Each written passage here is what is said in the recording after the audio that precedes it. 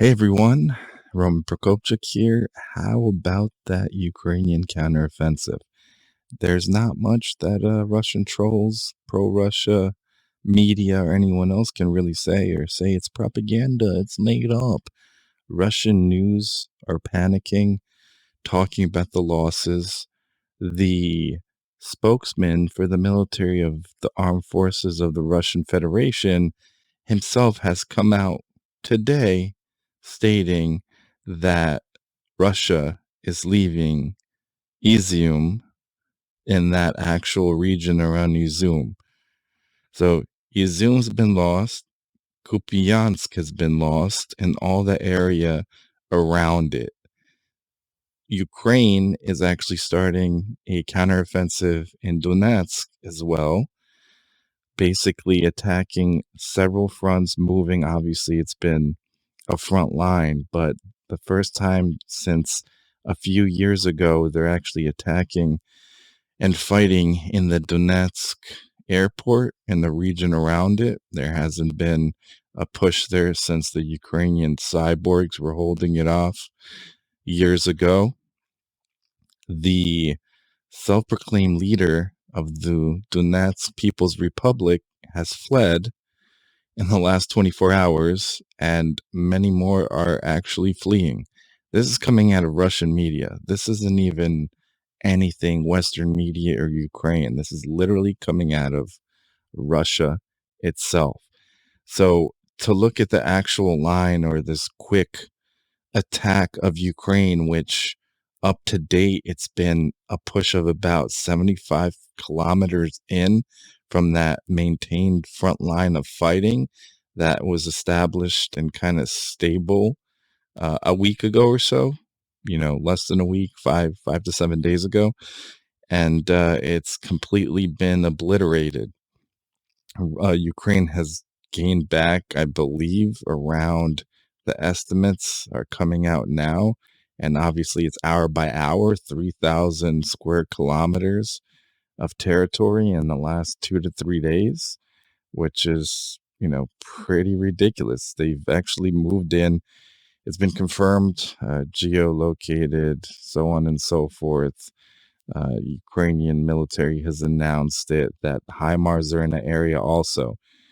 So all along this river right here, this river system by Kupiansk and going all the way down to Rebetsi over here and obviously flowing out, all these bridges are blown. So to exfil, there's only one road to basically evacuate and retreat, and that's being targeted by artillery and HIMARS. Now, a lot of Russians have said, and the Russian military, that it's a calculated retreat. It's really not calculated. It's basically scrambling. Everything is kind of falling apart in this region. So let's play this real quick. This is the 5th of September. This is where the line was in Balaklia. This was actually obviously one of the first major areas taken, but as of the 5th. So let me hit play and you'll see the changes in the last few days. So that's basically the movement. Obviously, this is fluid and this keeps changing, but you have the 8th moving. You have the 8th, the 9th, and the 9th got to Kupiansk, and now it's the 10th. And you see, what's actually cleared out. The 10th, the latter part of today, Izium, and even further down. It looks like other areas are also kind of retreating. I don't know where they're going to establish a line, but this whole territory has been cleared in the last 3 days. That's basically in 3 days, Ukraine was able to take what Russia has been for months and months in terms of accumulating territory. Now, obviously, there's still ongoing fighting going on in Kherson. Obviously, that fight is a little slower. But the thing is, I don't know if it was done or not, but the deception was, if it is a deception, one of the biggest battles and movements of land in terms of a counterattack since World War II. So Kherson was obviously hyped up for the last few weeks in terms of major counteroffensive coming, so on and so forth. Obviously, Ukraine used HIMARS and other artillery to soften up positions, destroy ammo depots, obviously hit Crimea, take out airfields, so there wasn't air support in the region, also take out bridges, railways, so on and so forth. So a lot of troops had to have been moved from that Kharkiv theater, Izium, and all of this area that's been taken back. That's dozens and dozens of city and towns that have been occupied for months and months, retaken. Now, some of the Russian propagandists and some people on Russian TV correspondents have been saying that losing Kupiansk isn't a big deal. The leader of the Chechen battalion, said, Kupiansk is in Moskva, Izium is in Moskva, so who cares if we lose it? We didn't even want to hold it anyway. It has no strategic value. Well, Kupiansk, losing Kupiansk, it will take out logistics and in terms of a supply line for everything, everything in that region. It's a choke point. So there's railways, there's many highways that are originating in this area, and majority of their supplies from that then were distributed throughout that Kharkiv and even, Donetsk and Luhansk were from Kupiansk. So major railways, and it's hilarious that, the Russians and the Russian military spokespeople have been saying, it was a calculated retreat. Like, the retreat had to happen. It was not calculated. It was basically chaotic. It was them scrambling to get out as fast as possible. They called up whoever they had to call up every time because Ukraine was moving so quickly. Every time they tried to reestablish a line of contact, Ukraine just smashed through it and just kept going and going and going.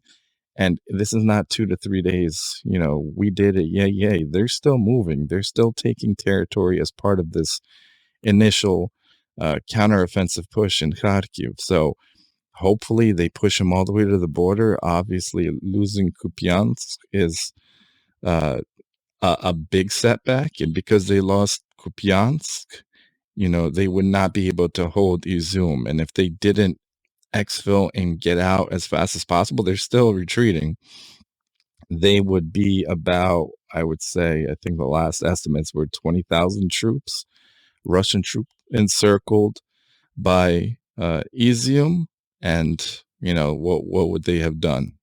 Either surrendered, supplies would have ran out, or were killed. So they really didn't have much of an option. And if it was that of a calculated retreat, they would have had their tanks and armor on trucks, moving them out. They would have moved all of that, or moved everything they could to Kupiansk. They had trains. You could load them back on the trains and move them out, either move them back to Russia or move them further down into occupied territory. That didn't happen.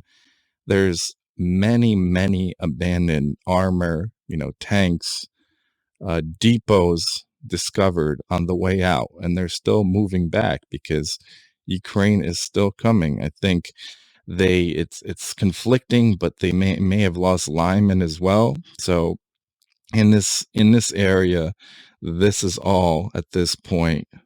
Blue is definitely already liberated. This white space that Russia no longer controls is, taken by Ukraine, but hasn't been completely, filtered out and could be claimed that is liberated, 100% control. So obviously Izium has been taken, or the retreat from Izium has been basically documented by Russia themselves. They said they moved out of Izium. So obviously Slavyansk, Kramatorsk, that's what they want in that area. But it's interesting because Severodonetsk obviously is on flat land right over here. There may be a push to retake not necessarily Severodonetsk, but Lysychansk on the other side of Severodonetsk, which is on high ground. So we don't know how far they're going to push their line back or retreat, but this theater right here, this front, is completely collapsed and collapsing hour by hour. It's pretty ridiculous how fast and how really how brilliantly this counteroffensive was.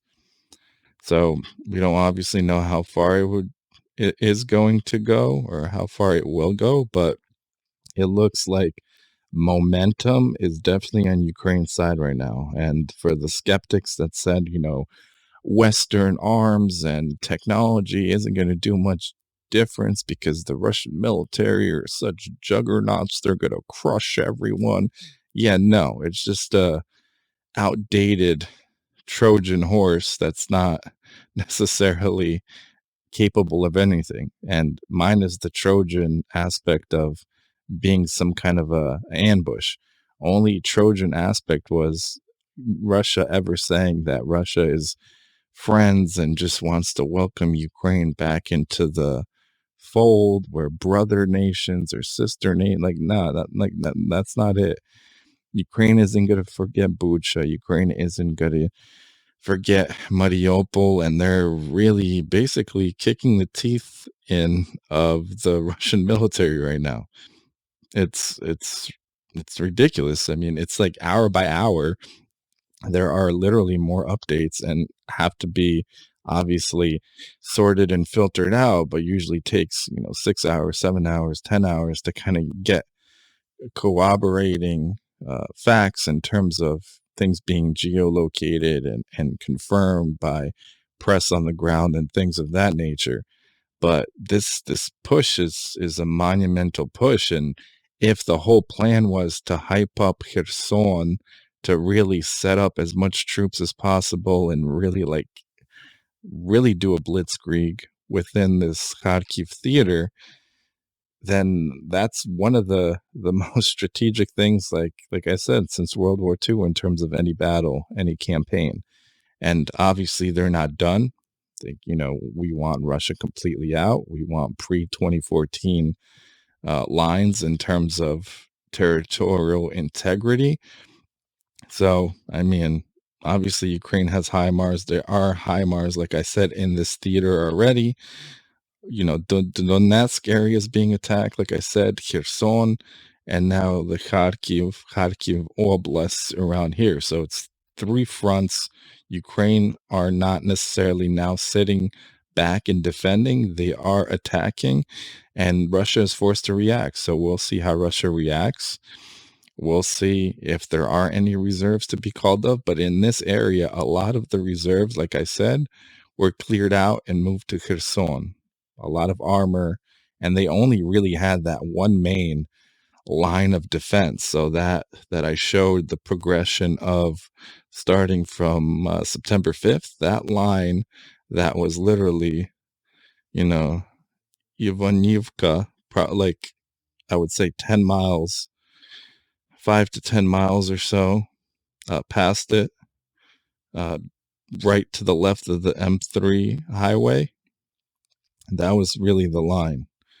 And this pocket over here has always been open. Ukraine has been in there, and Russia hasn't really been able to push them out. There was a Wagner Group element that was a base near there that got hit by obviously HIMARS a few weeks back, and they were engaging in that area. But like I said, like developments are coming hour by hour, sometimes even a half hour, and then have to be confirmed. But this is like one of the craziest things.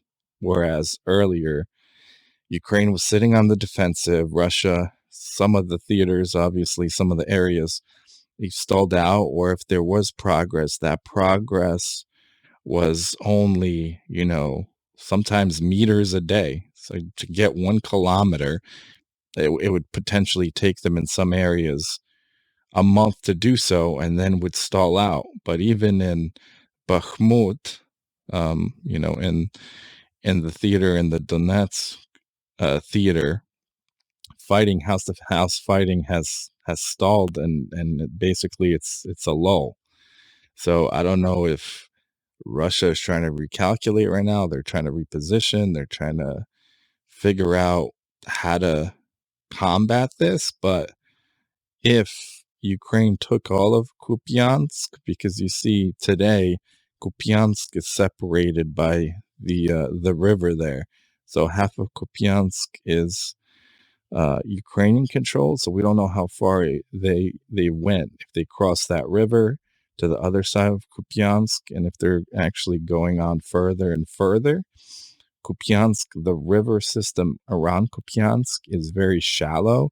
So getting across with potential armor or throwing up a pontoon bridge or some kind of structure, where have you, some kind of improvised structure to get across, it would not be as difficult as in other areas in Ukraine, like in Kherson. That whole hitting bridges thing, it's deep and it's wide in terms of the river there. So that's kind of what's going on. A lot of things, a lot of Ukrainian flags going up on administration buildings around Ukraine, obviously, especially around Kharkiv. You can see on the map, there's dozens of towns and cities and villages being liberated. There's a lot of content coming out in terms of people welcoming Ukrainian troops and crying, obviously, because this area has been occupied for months and months. So, even now it's too early, but there are war crimes coming out, people coming out and documenting, the Russian soldiers did this, that, they buried people here, so on and so forth. And now we have to sift through that information and really document it, because there are and have been obviously war crimes and atrocities and genocide in this war by Russian military.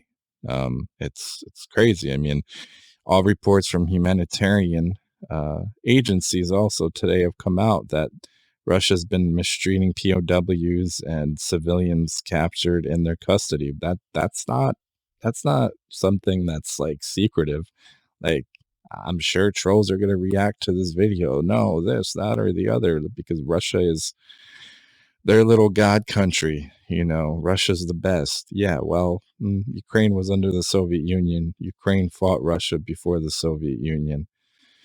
And unfortunately, I lived through that for a few years before I came to America. And my family, even before then, murdering family members, KGB situations. So these are the current developments. Russia's getting their teeth kicked in.